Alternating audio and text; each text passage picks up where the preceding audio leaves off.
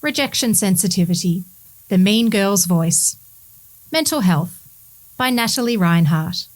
Rejection sensitivity is a very real and intense feeling associated with possible or actual rejection from others.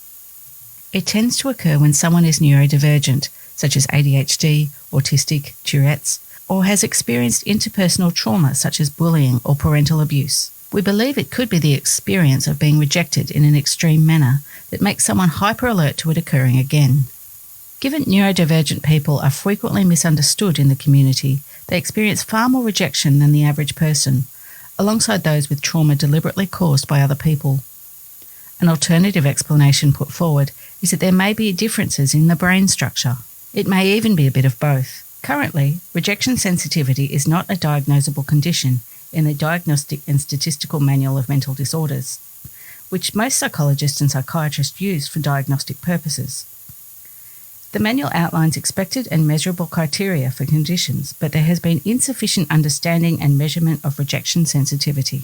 Rejection sensitivity dysphoria is considered to be a more severe form of it, where there is not just strong emotions like anxiety, rage, sadness, but intense emotional pain that is overwhelming. Signs that someone may be experiencing rejection sensitivity occur when situations that could be considered neutral or a very low chance of rejection have big negative reactions. Unless there is glowing approval given by others, the brain immediately assumes it's a bad outcome. For example, many of the young people I see with rejection sensitivity, the notion of being left on read, someone has seen your message and not responded, is untenable. As the hours tick by, they assume the person now hates them, that they have done something wrong and will lose their whole friendship group. That internal voice of rejection is vicious. Think of the movie Mean Girls. Importantly, the emotional response is out of proportion with what has happened. A full-blown teary meltdown is possible, or alternatively, a rage-filled outburst that can leave bystanders confused. People with rejection sensitivity are commonly told that they are overreacting and that it's not that bad, but their brain is very much telling them that it is that bad. People with rejection sensitivity are very easily embarrassed and will take playful teasing personally. The self-consciousness, endless wondering about their worth, leads to lower self-esteem as their self-talk ends up as the negative, mean person in their head.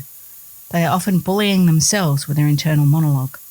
Other consequences of rejection sensitivity can include individuals having a people-pleasing approach where they struggle to set boundaries. Therefore, they can be taken advantage of easily. In terms of their activities, it can oscillate between perfectionism and avoidance if they are not sure that they can succeed immediately. Rejection sensitivity is extremely exhausting, constantly watching and wondering if you're being rejected. In some cases, the behaviours associated with rejection sensitivity can cause rejection, like a self-fulfilling prophecy. People who start acting either anxious or clingy, or angry and full of judgment, can cause the people around them to start feeling awkward. What's going on? Why are they being weird? It can lead to all sorts of misunderstandings, which may actually end up in real rejection.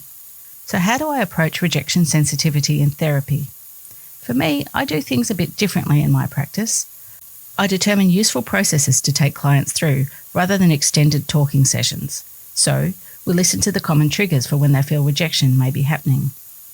It's often things like being left on read, a friend being weird for a day, handing in something late, or doing something mum and dad might get mad about. We map out what the rejection voice is saying in their heads at those moments. Then, we decide what they would say if their best friend came to them with that as a problem. The way we speak to our friends is a more realistic voice than uses evidence and compassion. Then, we aim to use that voice moving forward until they see me next and report back. Next, we work on understanding those consequences. With the same triggers, how does it affect our behaviour with the person, and how might that change in us affect them? How does that influence our relationship with that person? And most importantly, how do we control it? Obviously, as a therapist, I know how to set up those maps on my massive whiteboard, but there are still questions you can ask yourself or your young person to help build that understanding and call to act differently. Rejection sensitivity is a very real phenomenon that is exhausting and all-encompassing for those who experience it. We can't just tell people to stop overreacting. Those words don't help anyone. We can, however, learn to explore it and explain it and get some logic into the conversation. It takes time to undo rejection sensitivity, but over time and using certain techniques, that rejection voice gets quieter and quieter. Then we get to see our people try all the things that they were avoiding or making mistakes without imploding. And that, my friends, is fabulous to watch. Until next time, folks. NATALIE RINEHART is a young person and family counsellor/life coach and author. You can find her website at youthlifecoach.com.au.